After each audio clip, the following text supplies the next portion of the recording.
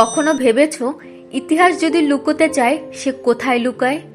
তুরস্কের কাপ্পাডোসিয়ার নীরব পাহাড়ের নিচে লুকিয়ে আছে এমন এক শহর যাকে সূর্য কখনো দেখেনি।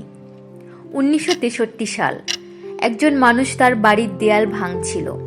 সে জানতো না সে ইতিহাসের দরজায় হাত দিচ্ছে।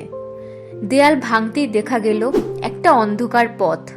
পথটা নামছে নিচে, আরও নিচে একটা ঘর, তারপর আরেকটা, এরপরে সিঁড়ি, শেষ নেই।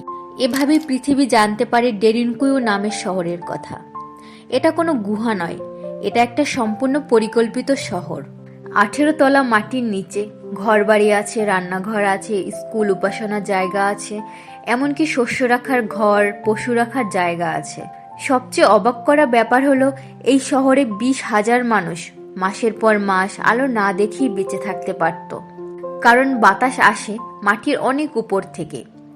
আজও সেই বাতাস চলাচলের পথ কাজ করে।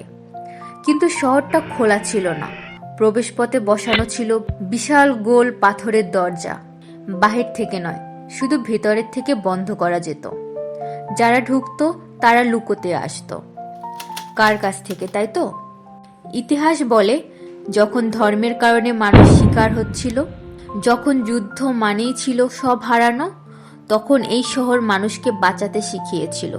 সবচেয়ে রহস্যের জায়গাটা এখানে। এই শহর একদিনে তৈরি হয়নি।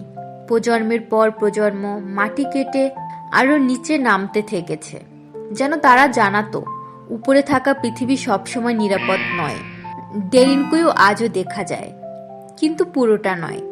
অনেক দরজা এখনো বন্ধ, কারণ কেউ জানে না শহরটা আসলে কত গভীর।